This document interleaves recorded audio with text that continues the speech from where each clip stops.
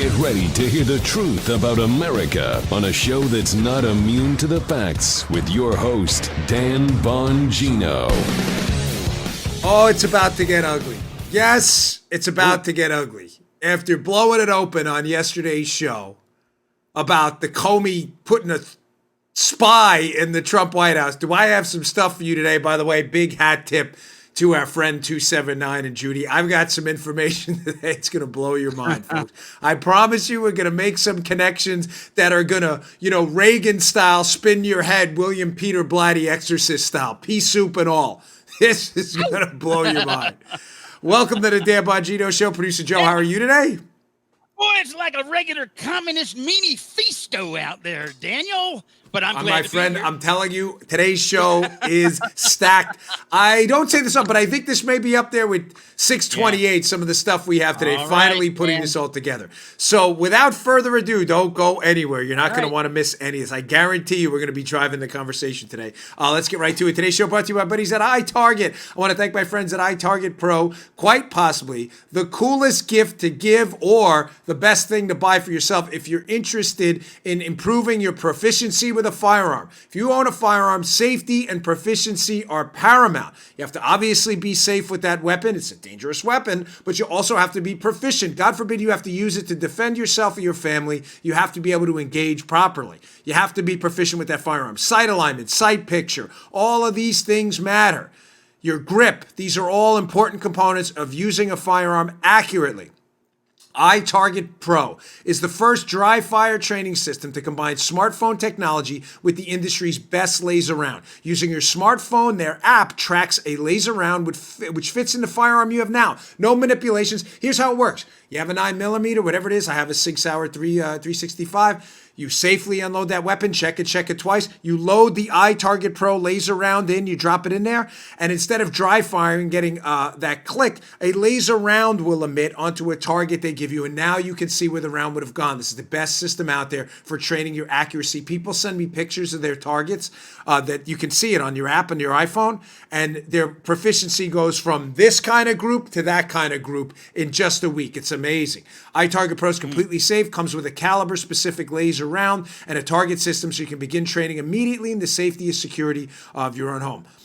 Ladies and gentlemen, this is the best way to improve the safety and proficiency of your skills with a firearm. It's also available for 223-556 for you AR-15 fans out there. Save time, save money, take your skill to the next level safely and effectively with iTarget Pro. That's the letter iTargetPro.com, iTargetPro.com. Use promo code Dan and save 10%. You're going to love this system. I promise you, if you own a firearm, pick up iTarget, the iTarget Pro system. It's the best system out there. All right, let's go.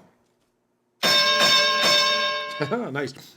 So yesterday, in a nutshell, I brought up the fact that everybody's panicking about the IG report because now it's looking highly likely that the FBI, led by Jim Comey at the time, ran a rogue spying operation on the President of the United States and may have had or tried to develop sources within the White House to spy on the president with no buttressing evidence for a proper probable cause case to do any of this, or reasonable suspicion case, or any suspicion at all. Preponderance of evidence, any standard of evidence. They didn't have the evidence. So yesterday I suggested to you that this guy, Anthony Ferrante, who was working in the White House and also working at the FBI, was a very suspicious character. And I thought to myself, where did I see this guy before? So I'm going to play this cut on CNN. This is Anthony Ferrante on CNN in December of 2018. Former FBI official, right, who was in the White House at Comey's instructions and reporting back to the FBI.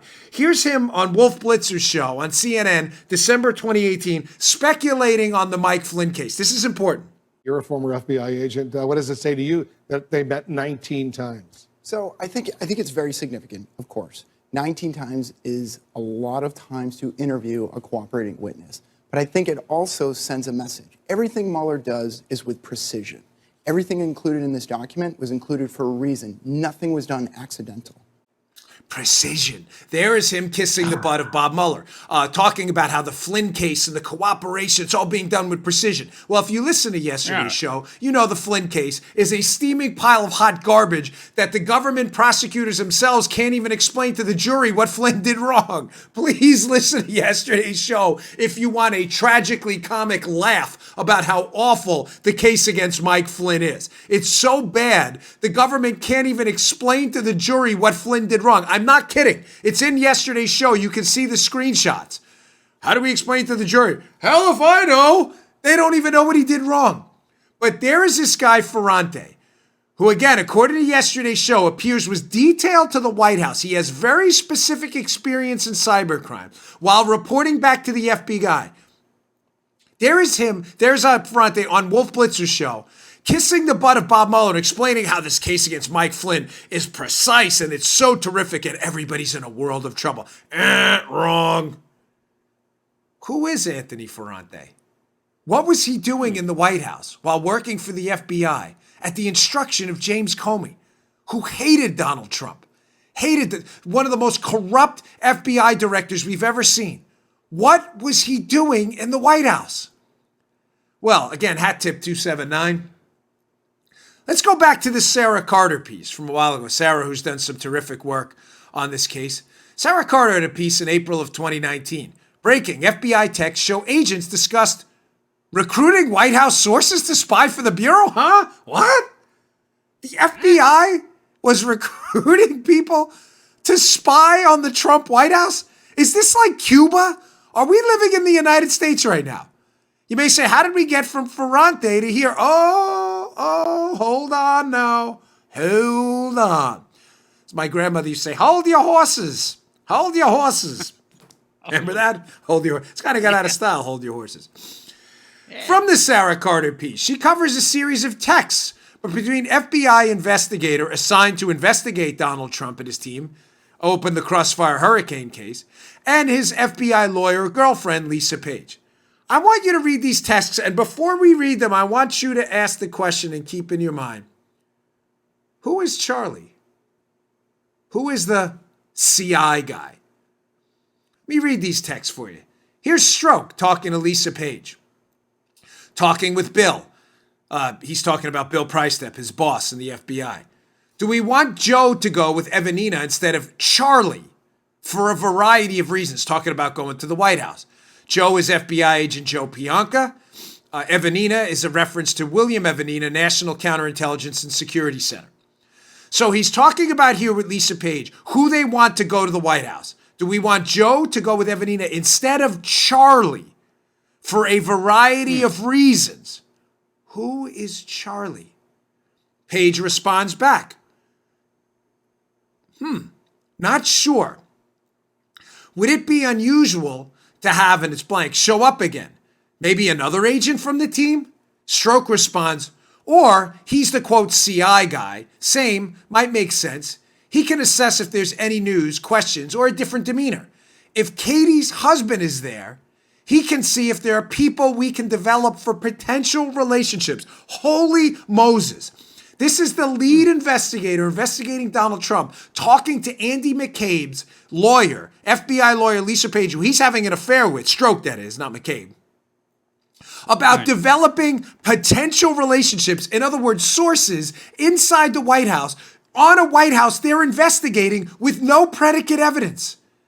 Now, there are some key names in there. Ladies and gentlemen, this Carter piece is worth your time. It's in the show notes today at Bongino.com. You subscribe to my email list, I'll send them right to you. You can do that on my website. Please do. First, Katie's husband. I think we've reasonably established through prior episodes, Katie is a woman that works for Peter Strzok. Her husband is Josh Pitcock, the former Vice Prince Chief of Staff. We did a show on this before. It's very suspicious that they appear to be using personal relationships in the FBI. A spousal relationship. Pitcock's the Vice President's Chief of Staff, is married to this woman named Katie, working for the FBI. It's troubling enough that it appears FBI agents, senior managers like Peter Strzok, he's not a GS-13, folks. This is an SES, Senior Executive Service FBI manager, talking about using a spousal relationship to develop, quote, potential relationships in the White House, while referring to a CI guy and Charli. Who is Charli? Why are they worried about sending Charli or the CI guy back to the White House? Who's the CI guy? Folks, is Ferrante the CI guy? Is Ferrante Charli? Now, folks, as you know, some of you in law enforcement, it's not uncommon to refer to confidential informants by the name Charli because you don't want to give up their names. That's not their real name. Is it? Now, again, to be fair, because I don't want to do what the New York Slimes, the Washington Post, and bloggers like the Daily Beast and stuff do, I'm speculating a bit on what this could be and who this could be. Charli could be a number of people. There are a couple of individuals at the upper levels of the FBI involved with counterintel with the name Charli. It could have been. But keep in mind, now, Joe, is this making sense? Stop me if it's not. They are talking about sending a CI guy, counterintelligence guy. That's what they're talking about, I think. Could be something else, but it's reasonably a CI guy into the White House, and they're worried. It appears they're worried that he's going to be discovered. Ladies and gentlemen, is this CI guy they're talking about, this guy Ferrante? Keep in mind, we know, according to yesterday's show, and you can go and listen with for further details, Ferrante's working for the FBI, this guy Anthony Ferrante you just saw in that CNN clip, who seems to know an awful lot about the Flynn case, or thinks he does, kissing the butt of Bob Mueller. He had left the FBI at that point. He was assigned by the FBI to the White House and was reporting back to Jim Comey. What was he reporting on? Now, this is where this gets crazy time. What was Ferrante's job prior to this whole thing in the Obama administration with the FBI? This is nuts. Put up his FTI consulting resume. This is what he lists on his FTI consulting resume, where he works now, FTI Consulting Global. Let me read this to you. This is where this gets crazy, folks. Prior to joining FTI Consulting, Mr. Ferrante served as the Director for Cyber Incident Response at the U.S. National Security Council at the White House, where he coordinated U.S. response to unfolding domestic and international cybersecurity crises and issues. Listen to this. This gets crazy time. Building on his extensive cybersecurity and incident response experience, he led the development and implementation of Presidential Policy Directive 41, United States Cyber Incident Coordination.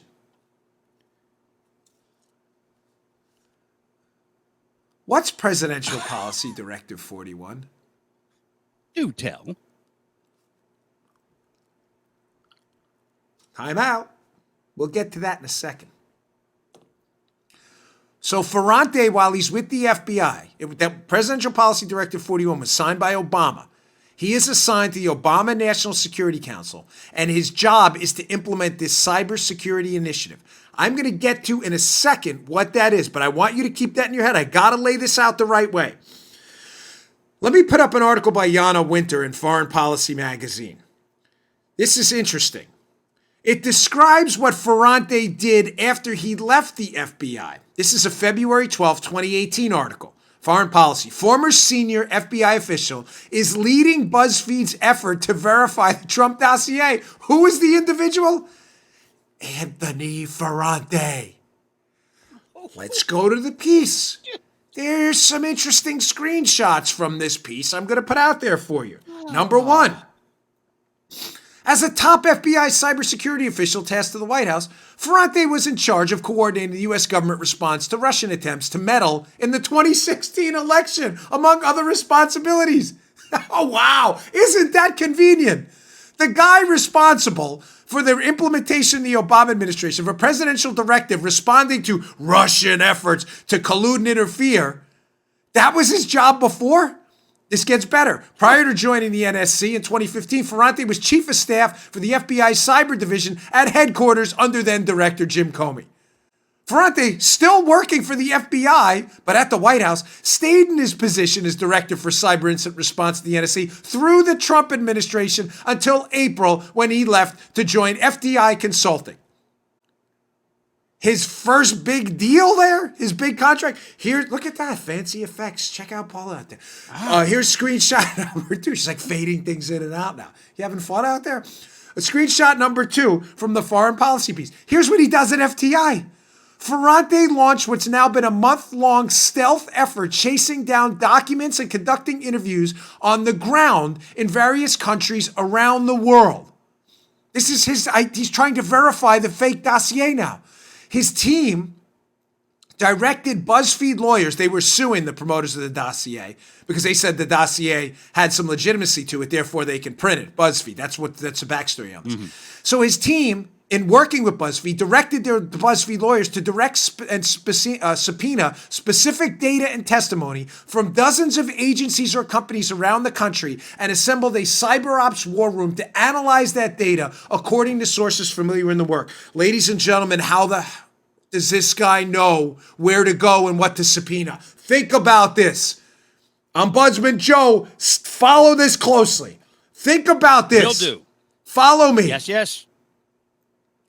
How does Anthony Ferrante know if he's trying to verify the dossier for BuzzFeed to save BuzzFeed from getting sued for printing it?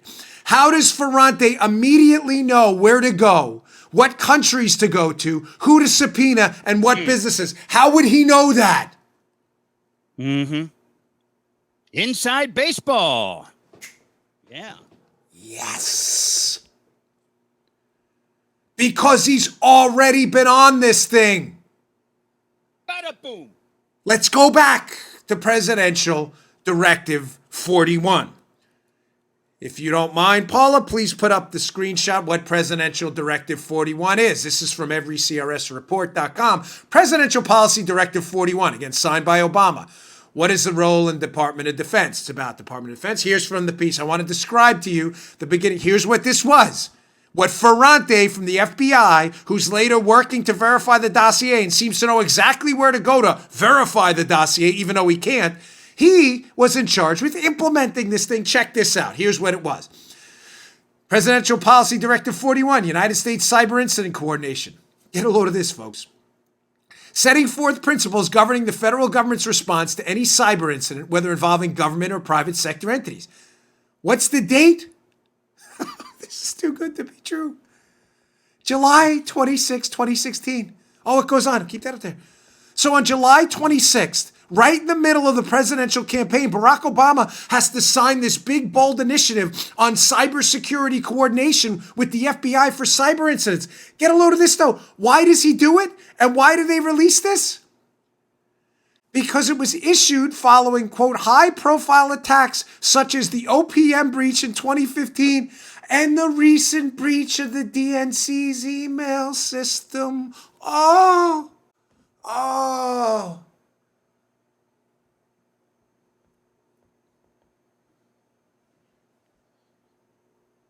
Working on my boxing skills again with my bad elbows.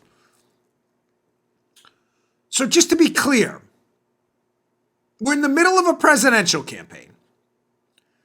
Trump has no relationship with the Russians with regards to collusion. It's a hoax, okay? We're told that this hoax is initiated later on when the FBI gets all this information about Papadopoulos. But it appears in July 26th of 2016 that the Obama team is so concerned about Russian collusion in the election. They say, by the way, in December, they say can't happen. So months later, Obama gives a speech at the White House and says, no one's going to interfere with our election. Right before the election, not in December. It's days before the election in October, November. Obama goes, nobody's going to mess with our election. But back in July, he's so concerned about the election interference, he says it's never going to happen right before the election. Why? Because he thinks Hillary's going to win. And he doesn't want to taint the Hillary election. You get that? Right before the election, Obama gives a speech. If we had time, I'd play it today, but I played it so many times, I don't want to bore you. Obama clearly says, Mr. Trump's crazy. No one's going to interfere with our elections. You can't even do it. They're so decentralized. But that's not what he said months earlier in July. They were so concerned, air quotes can say, very concerned, they were setting up a narrative in advance. He puts out this policy directive 41 in response to the hacking of the DNC. Look at this. And who does he charge with implementing it? This guy Ferrante. This guy Ferrante. That was his job, to implement Presidential Policy Directive 41 in response to Russian activities. The same guy who Comey assigns to the Trump White House. The same guy who leaves the Trump White House, goes to work for a private consulting company. That private consulting company then goes to work for BuzzFeed to verify the dossier because BuzzFeed's being sued. And the same guy implementing Obama's cybersecurity initiative in response to the DNC hacking, who stays on with the Trump team, while these FBI agents are talking about implanting reliable sources inside the White House. Who's Charlie? Who's the CI guy? That very same guy then magically goes to work for a private company that seems to know exactly where to go on how to verify the dossier. How would he know? Was he working on this the whole time? While working at the Trump NSC? Oh, I'm not even done. No? No, Armacost. No. Because we're By the way- approaching 628 territory, dude. I know. By the Yeah. way, when you come down, I got a nice gift for you. This is a Vincero for you. Not even sponsored. I just wanted to tell you because I love beautiful. you, buddy. It's a nice watch, right? When you Thanks, come down, man. I want to give Looking that to forward you. to it. Yeah, cool. Cool, bro. thanks. Totally off topic. But no, I'm not done. July 26th, 2016.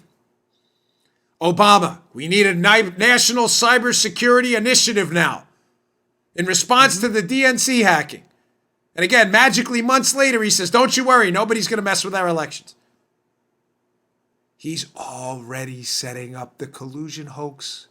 Look what I did. This initiative, and we got this guy, Ferrante. This is great. He's implementing this thing with the FBI. Isn't that great? Ladies and gentlemen, what happens just days later? Let me put up this Newsday piece. It's the first one I found because you can find hundreds of pieces on this. But here's a piece of Newsday by Tom Brune here. What was the origin of the FBI investigation into the Trump team, May 26, 2019? Look at the date, which you probably already know. When did the investigation into the Trump team, noted and called Crossfire Hurricane, begin? Put up the screenshot from that piece very clearly. July 31st, 2016.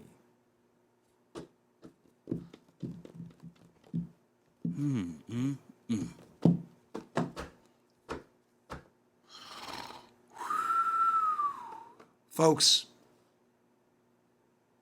do you understand what's going on here? You know, I only cover the Spygate stuff when I feel like it's topical and there's a reason to discuss it. There's a lot of other news going on. The country's under attack with horrible liberal values.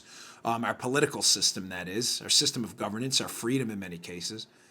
I don't need to beat you over the head with this every day. You know? But do you understand what's going on here? Why the left is in a full-blown panic about the IG report that's about to come out? Do you understand now, in conjunction with the story I put out yesterday, John Solomon's coverage and other people's coverage of that Jim Comey might have been running a rogue intel operation against the President of the United States? Do you now understand what's happening? Let me lay it out for you simply if you missed the connections I made. And I've got one more little factoid to throw out there. FBI official is tasked to the Obama White House, Ferrante. Ferrante's charged with implementing an Obama directive on cybersecurity. That cybersecurity directive conveniently comes out after the DNC hack, and it implicates Russians, even though the evidence on that is still shaky.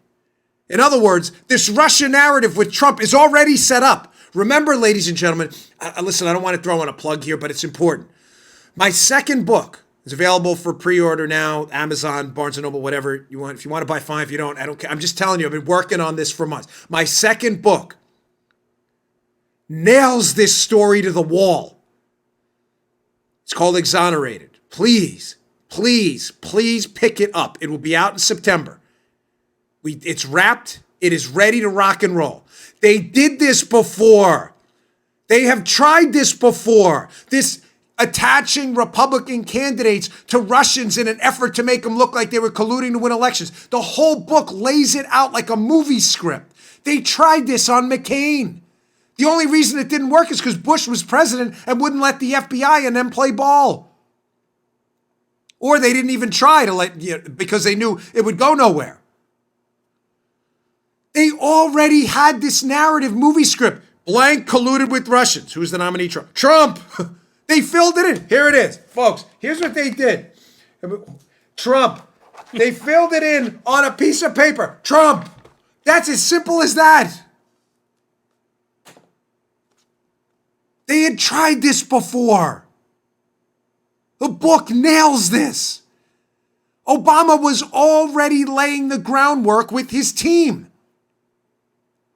We'll put out this directive. We'll say the Russians hacked the DNC. We'll put an FBI guy in charge of it. The election's over. Oh my gosh, Trump won. Hey, I got an idea. Because the FBI's been working on this the whole time, let's keep the same FBI guy in the White House. While simultaneously, Peter Strzok and his girlfriend are talking about implanting FBI guys and using relationships in the White House to get information from the White House to spy on them. The same guy then leaves to work for a private company to try to verify the document the FBI used as a predicate to spy on Trump and the subsequent Trump White House later on. Is this incredible? Now, what happens, one final factoid here.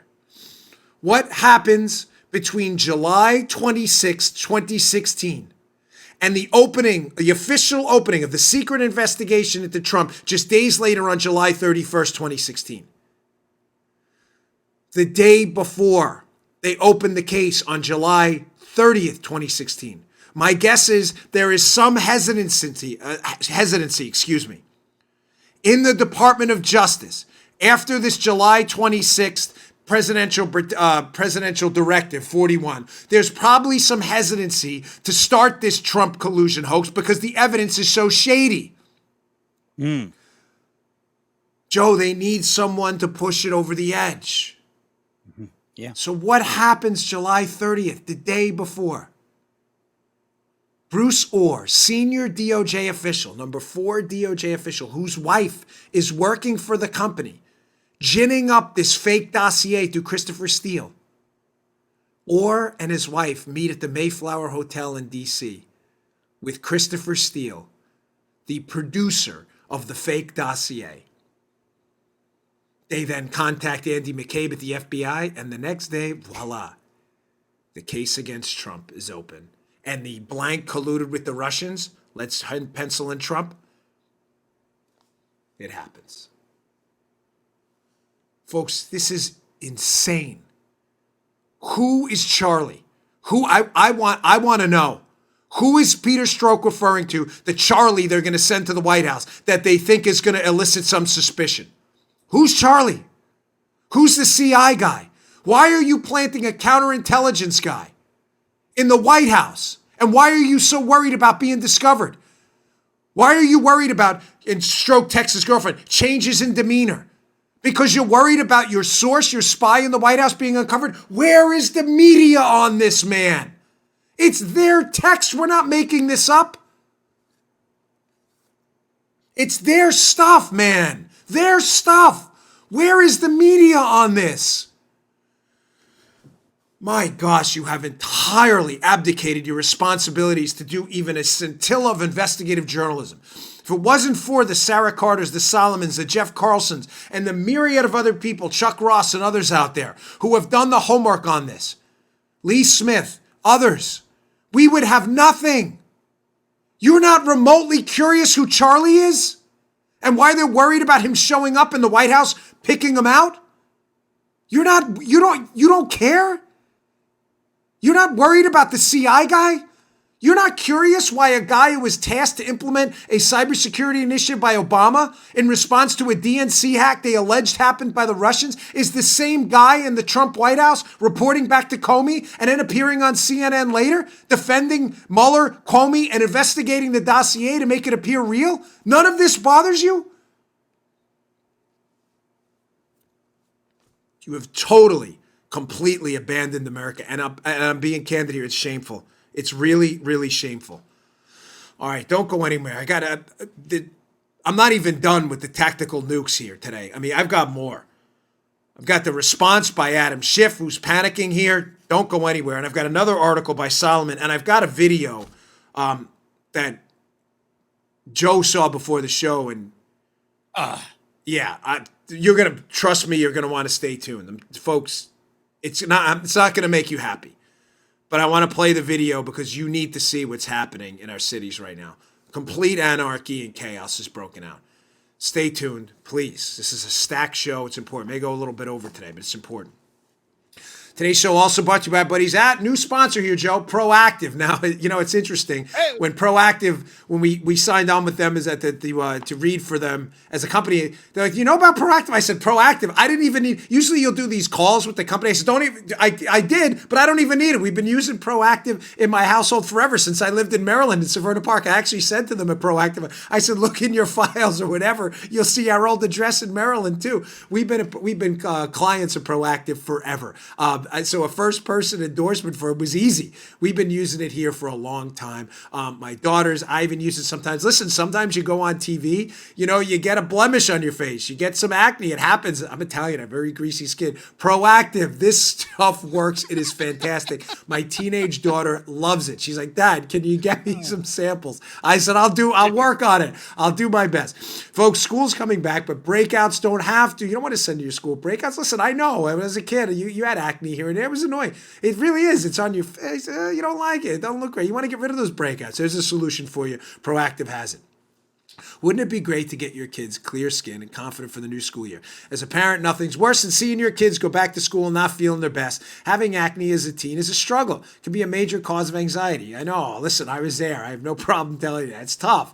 It is. And, sometimes if it gets bad, it can leave some scars on your face. You don't want that. With America's #1 acne brand, Proactive has helped fight acne for almost 25 years. Now with their next generation acne treatment, Proactive MD will have your kids going back to school feeling their best.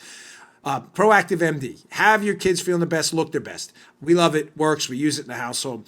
Proactive MD contains adapalene, which is the newest acne fighting innovation made available over the counter for consumers. Adapalene is a dermatologist-recommended topical retinoid used in the treatment of mild to moderate acne and is the first prescription-strength retinoid that is FDA approved for use in treating acne without a prescription. Folks, this stuff works. It works great. It'll decrease the number and severity.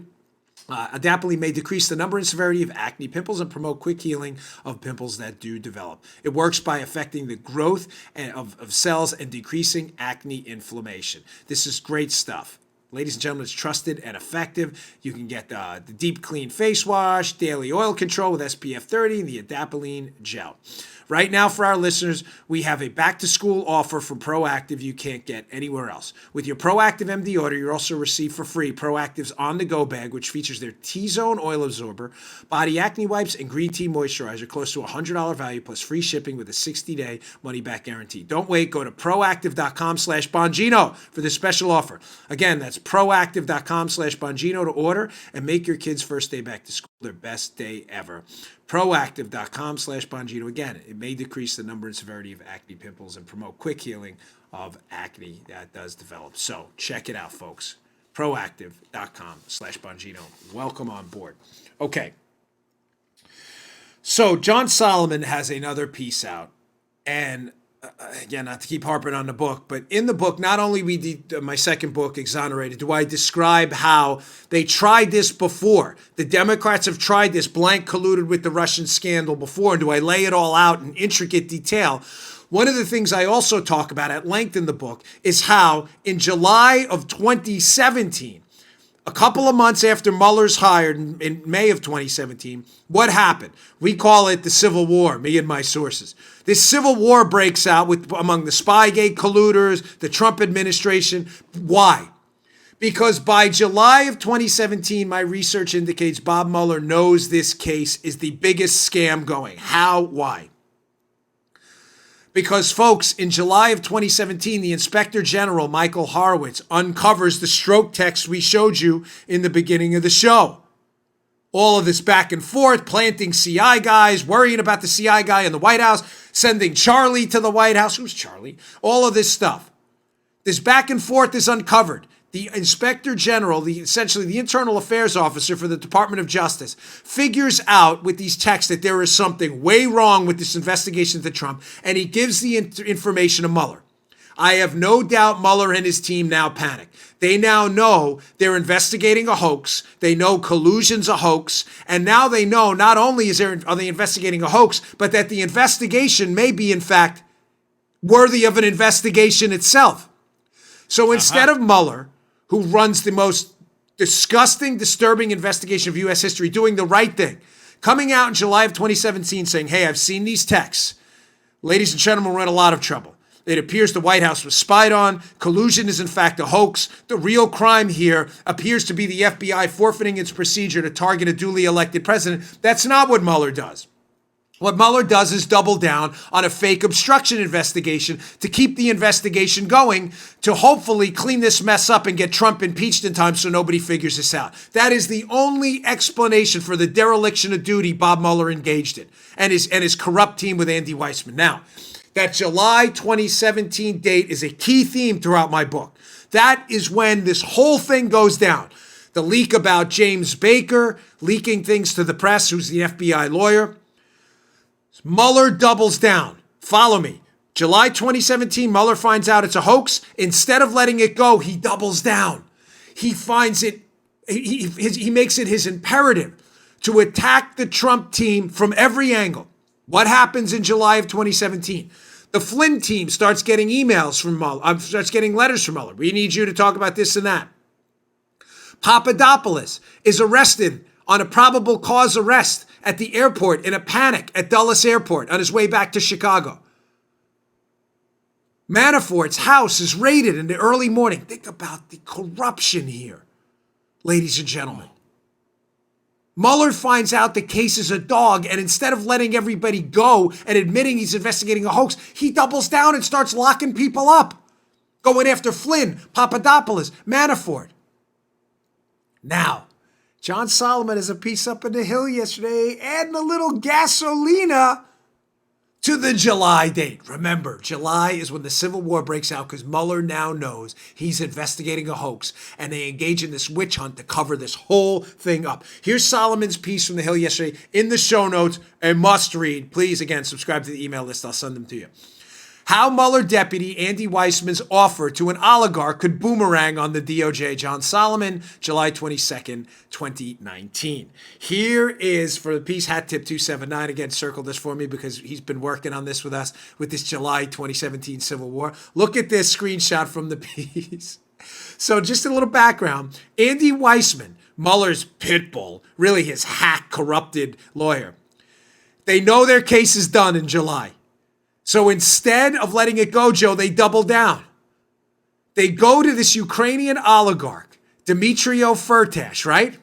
And they offer him a deal a month earlier in June. He doesn't take the deal. Panic breaks out in July. Look at the date here. Back up on the Solomon piece. They go back to this guy who's alleged to have worked with Manafort. And let me read to you what from Solomon's piece. Prosecutors in plea deals typically ask a defendant for a written proffer of what they can provide in testimony, and they identify the general topics that might interest them. But Weissman appeared to go much further in a July 7, 2017 meeting, with Firtash's American lawyers and FBI agents, sharing private theories of nascent special counsel investigations into Trump, Paul Manafort, and Russia, according to defense memos. Ladies and gentlemen, it is all unraveling on these idiots now. Yeah.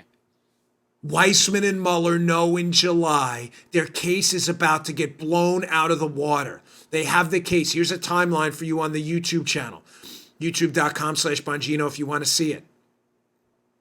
All of this is the July timeline. Paula put it up on the screen. Pause it if you're on the YouTube channel. You can see how June, July, all of this breaks. Why? Because this is when Mueller finds out the case is a hoax. Manafort's raided. Flynn's contacted. The Circa leak about Jim Baker. Papadopoulos arrested. Strokes fired.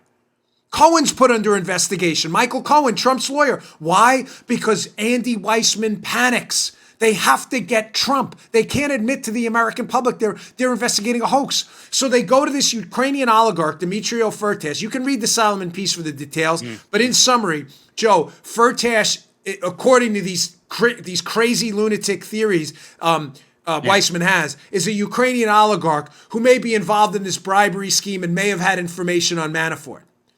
Turns out later the bribery scheme was a slide from a McKinsey company PowerPoint that was not a bribery scheme at all. It was like a hypothetical thing.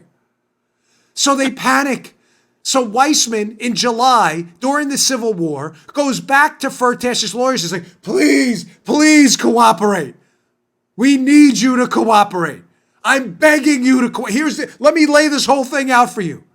And Firtash still says no.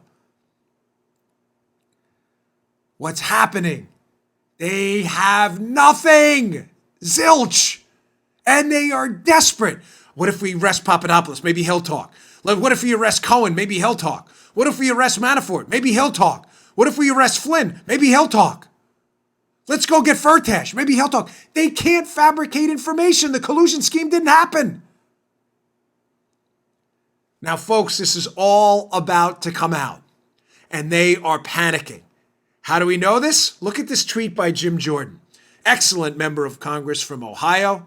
A good man. Jim Jordan. He's at Jim_Jordan on Twitter. Inspector General Horowitz is a professional. He's conducting a crucial investigation into FBI and DOJ misconduct. But Adam Schiff said his investigation is, quote, tainted. What's got Schiff worried? Ladies and gentlemen, I'm in the gym yesterday doing the leg press machine, knocking out some quad dominals. That's a joke. That was from like the MTV world, I think. Quad dominals? You got quad dominals? Doing quad dominals yesterday. Legs are on fire. I'm looking at my Twitter between sets. And I see this. Adam Schiff apparently was at an Aspen security conference asking questions. Someone asked him about the investigation, the IG investigation. And what happened? Schiff said, oh, yeah, that's already tainted. Ladies and gentlemen, they are freaking out.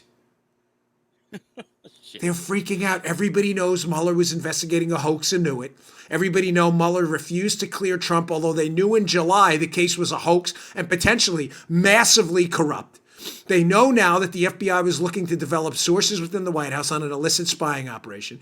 They were using spousal relationships in the FBI to do it. And that an FBI official who left and went to go work and verify the dossier later made the transition into the Trump team while implementing an Obama security directive conveniently timed right around the time they opened up the FBI investigation into Trump and alleged that the Russians hacked the DNC. Oh, don't worry, media. We got you covered, folks.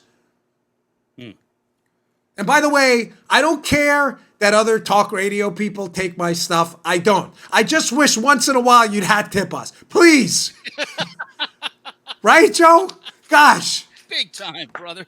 Just once in a blue moon. Would you send us a hat? We hat tip everybody.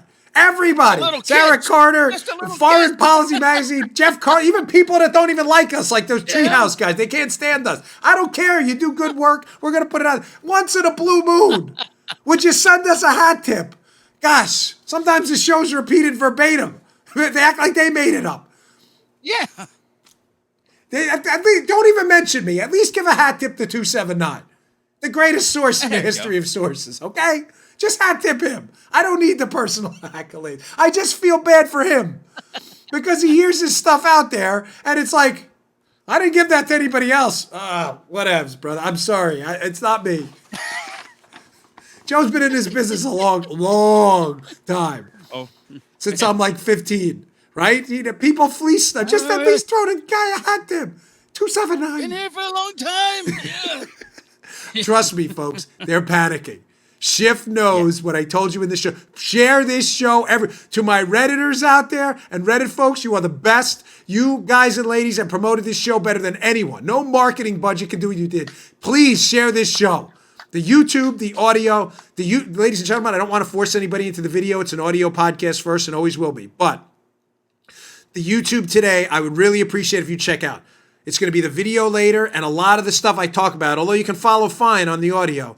The video has some highlights in it that'll make it a little easier to follow. I'm just asking you today, please check it out, youtube.com/Bongino. Subscribe while you're there. We appreciate it. All right, finally, today's show brought to you by our buddies at NetSuite. NetSuite, if you don't know your numbers, you don't know your business. But the problem growing businesses have that keeps them from growing is they don't know their numbers. And they have a hodgepodge of business systems that don't interconnect, don't talk. It's no way to run a business, folks. You should have a system for accounting, for sales, and inventory that can talk to each other, integrated. You can't have a big, inefficient mess. It takes up too much time and too many resources, and that hurts your bottom line. What do we use? What do I recommend? NetSuite. Introducing NetSuite by Oracle, the business management software that handles every aspect of your business in an easy-to-use cloud platform, giving you the visibility and control you need to grow your business and increase the bottom line. With NetSuite, you'll save time, money, and unneeded headaches by managing sales, finance, and accounting orders and HR instantly, right from your desktop or phone. That's why NetSuite is the world's #1 cloud business system. Right now, NetSuite, can't recommend it enough, is offering you valuable insights with this free guide, 7 key strategies to grow your profits at netsuite.com/Bongino. That's netsuite.com/Bongino to download your free guide, 7 key strategies to grow your profits. netsuite.com/Bongino. Thousands of the best known brands and fastest growing companies around the world use NetSuite to manage their businesses. And now it's available to you. Paula, how much do you love NetSuite? She loves it, and she's an internet genius. She is. I'm not kidding. The date night genius, too. Oh. Da-da-da-da-da-da. I hope when Plan B takes effect, nobody tries to alter our show at all. That can't happen. Well. We need to do our thing, right, Joe? Our thing is man. very unique. That is our thing. It all is. right. It really very is. unique. Most overused word in the English language, ironically unique. Okay, this video is really horrible. I sent it to Joe before the show. Dude. Yeah. Now, you're going to see this a lot on the news. Now, one of the things I don't like to do, and I got a nice compliment about this the other day, is I don't like to cover stories that you're going to be bathed in the cable news coverage because I don't want to be redundant and I don't want to waste your time. But I think I have a different angle on this. Now, what happened? There is a disturbing video. I'll walk you through it when we come back for the audio listeners, but it's an NYPD video. If you haven't seen it, check us out at youtube.com/Bongino. It's a video of this individual who had cell phone videoed a couple of NYPD officers, one in Brooklyn, one in Harlem, in Upper Manhattan, having buckets thrown at them, water thrown at them. The story's up in the. You can see it also for those of you audio listeners in the show notes. I have an article: NYPD cops get drenched by buckets of water in the New York Post. You can just click play right from that article and check it out too. But for those of you watching on YouTube, I want to play this video and I want to get back to you as my experience with the NYPD, what I think is going on here, why this system is broken, and not just rage because you're going to when you see this. Play the video.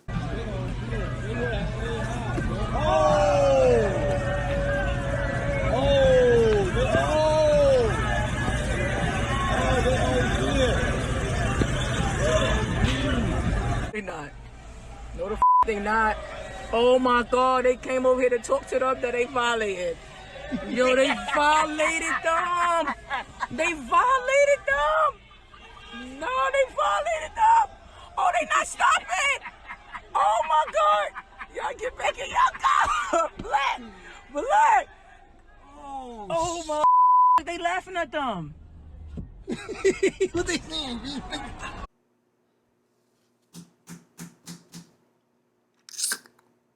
That's probably one of the saddest videos I've ever seen. So it's these two cops, one set of cops in Brooklyn and another set of police officers up in Harlem. They're responding to a call. They're not just there because they're trying to bust somebody's cajones. They're responding to a call. Someone's calling them for police services their tax dollars paid for. So a couple of lunatics decide it's a good idea to, splash them with water. That commentary you hear in the background is a couple of idiots who decided to film it and not help, which I just don't get. In the second video, they're being, drenched with water. Like Niagara Falls levels of water being thrown on them as they walk away. Folks, what's going on here behind the scenes with the NYPD? I keep many contacts within the NYPD. A lot of my friends, My best man at my wedding was in my police academy class and is still there. Folks, when I was there was a transition going on with the NYPD, and you are now seeing that transition dismantle completely into anarchy you just saw on the streets. With communist mayor, failed human being, I'm talking about a failure of DNA. Bill de Blasio, the mayor of New York City, is a disgrace to humankind, not to politics, to humankind. He's a disgraceful human being who should have resigned years ago, who has destroyed the once great city I lived in. He is destroying it piece by piece. That one man can do this and create a sense of anarchy is so deeply disturbing. It's imbued in a conservative like me and feeds the fundamental fear of why governments become such a malevolent force in our society outside of our military and our cops, which de Blasio is destroying. What happened? When I first got on the NYPD, there was this theory, and Joe, I need you to follow here in case I explain this wrong. There was a theory of policing that you let the little stuff go. You let the little stuff go, especially in very busy, crime-ridden precincts, because you wanted the patrolmen and the patrolwomen to stay on the streets. So, for instance, when I was working in Upper Manhattan in Harlem in the 3-2 precinct in my field training, I once brought in a guy for smoking a joint on a corner I'd gotten into a foot pursuit over. I wrote about the story in my first book. I've told this story here on the show before, too. I bring that guy, he's a young man, into the precinct, and we were going to charge him with possession of marijuana. He was smoking a joint out in public. It was like noon. It wasn't midnight or anything. I got yelled at by the desk sergeant. I mean yelled at. I mean to the point where I thought, is this guy going to, start throwing like a left hook? Brought me into the muster room there and just laid it out. You don't bring this in here. This is bull. You got a word out between curses once in a while. You don't arrest people for marijuana. Someone's getting killed out there. You need to stay on the streets. You don't get in a foot pursuit over this. You're crazy. I mean, I think they let the guy go too, which I don't even know if you were allowed. You're probably not even allowed to do anymore. Once you put handcuffs on someone now, you have to follow through. I'm pretty sure that, I don't remember specifically, I'm sorry, it was a long time ago, but I'm pretty sure they let the kid go. Folks, that theory led to the early 90s, late 80s chaos in New York. Why is that? Because of the theory of broken windows. The theory of broken windows in policing is that if you have a factory and it's abandoned and a kid throws a rock through the window and you do nothing to fix it, that eventually more kids come by and throw rocks through the window because there'll be no penalty. Eventually you have a dilapidated broken window building. Then they're setting bonfires on the inside. And then what happens? Then the next building that's abandoned, they break the windows there and then burn that down. And by the time you're done, you have an entire city full of burned out shells of buildings because you didn't stop the first kid from breaking the window. It's a prophylactic way of policing. Stop the early stuff. It's the early stuff that matters. Follow me. The earlier David Dinkins pre-Giuliani theory was let the little stuff go, let them break the window, and stop them later when they come back and try to start shooting up the building. What's the problem? The problem with that stupid theory is the kid who threw the rock through the window is the same kid who comes back later and shoots the building up. Get him when he threw the rock. Giuliani comes in, Rudy, and he says, enough of this. New York was fed up. They elected Giuliani a Republican. They said, Giuliani comes in and says, law and order is going to rule the day now.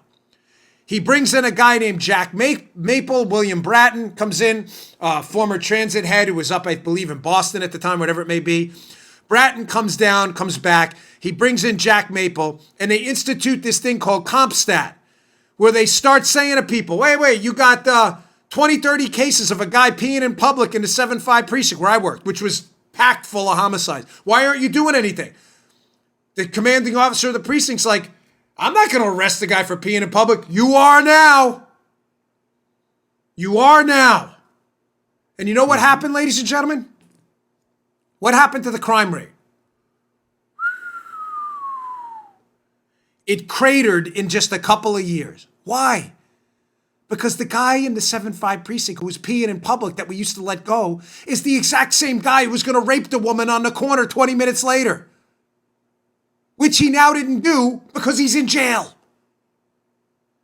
The woman who beat the crap out of her friend and you let go because it was a minor assault, cross complainants. That same woman, 2 hours later, is the one slinging crack on the corner. It was the same group of people. You get it? The turnstile jumper, who we used to let go in the Dinkins era. Oh, you can't arrest a turnstile jumper. You need to patrol the train. For what? For the turnstile jumper. He's the same guy that went and beat the crap out of a guy on the train an hour later. It's the same guy. Giuliani comes in, implements broken windows policing. He says, we're not going to allow them to break the window anymore. Law and order will rule the day. I believe the Giuliani line was, at a riot, the first guy to throw a rock gets arrested. The second guy that throws a rock gets arrested. There ain't going to be a third guy. Not that we're going to go Billy the Kid on him. It meant after you arrest the first two guys, no one else is throwing rocks. You dig? There's no third guy. That's all gone now, folks. Communist mayor Nikita de Blasio up in New York, who has crapped all over the city and has single-handedly driven this city back into chaos. It is precisely because of him that these cops are forced to endure this. Listen, I know a lot of you out there are cops. I've gotten a few emails on this already, even though the video didn't even air yet, because some of you saw it on Fox and elsewhere. I said, well, why didn't the cops do it? Listen to me. It is not a reflection. I know exactly what happened here. It is not a measure of their bravery. These guys, if they would have turned around and done anything, would have been forced to fill out 15 pages of reports. They probably would have gotten a CCRB. The commanding officer probably would have had to answer to the police commissioner, who probably going back to the mayor, but why'd they start a fight over a bucket of water? Because they don't have the back. This has nothing to do with the cops. These cops know nobody's backing them up anymore. This is shameful, disgraceful what's happening to our cops in this country. Listen, the bad ones, fine. There are bad apples everywhere. Get them out. Unanimous. Fine. But you using the actions of a very small, isolated group of cops who've decided to become criminals to indict the 99.9% of cops who go out there and bust their asses every day for $30 and $40 and $50,000 a year is an intergalactic disgrace, what's happening to these guys. Nikita de Blasio is ruining that city. And I pin this exclusively on him. And this is not, by the way, a politically expedient or convenient argument just because I can't stand Nikita de Blasio. I am getting this from multiple cops. Email us. You know it. You know it's true. He has never backed up the cops. And those poor guys who got crapped on by these idiots throwing water at him, throwing a bucket at their head in one case, it hit him right in the head. These guys would have been nailed if they went back to the precinct and did anything about it. It's time to go back to the law and order days. Doesn't mean excessive force, doesn't mean the police state. I'm a libertarian at heart. Don't confuse what I'm telling you. But ladies and gentlemen, you throw a bucket at a cop and you hit him in the head and you splash him with water while he's working, you're going to jail. There's not going to be a third guy. The first guy throws water, the second guy throws water, when they both wind up in the back of the patrol car with handcuffs on, there's not going to be a third guy. Disgraceful. Most shameful video I've seen, and forgive me on the audio side if you missed it, but that was a must play. Usually I only play a video that has an audio component that'll relate. I'm sorry you can only get the background noise. You need to see that. You need to see it, and you need to show your friends. This is what Nikita de Blasio and these socialist hacks out there want. Complete, total chaos. All right, folks. Thanks for tuning. We're just going to leave it there. I'll see you all tomorrow. Hey, thanks for tuning in. Today's show was brought to you by my buddies at Brickhouse Nutrition. They make some of the finest nutrition supplements on the market. My personal favorite is Foundation. Now, you don't hear anything shaking in there. Why? because the bottle is empty because I use it. I love this product. Check it out. Foundation. It is a creatine ATP blend. Does 3 things. Look better, feel better, perform better. Go give it a shot. Go to brickhousenutrition.com/Dan. Try out this creatine ATP blend and take the mirror test. If you don't believe me, take the mirror test. Before you try foundation, right? Go check it out. Give it about 7 days to work. Take a little mental snapshot of yourself in the mirror. Look at yourself after 7 days. You're going to love this product. Go check it out. brickhousenutrition.com/Dan. Check out foundation today. Can't recommend it highly enough. Bottle's empty. Miles, the owner of the company, send me some more. Thanks for tuning in, folks. See you all later. You just heard The Dan Bongino Show. You can also get Dan's podcasts on iTunes or SoundCloud. And follow Dan on Twitter 24/7 @DBongino.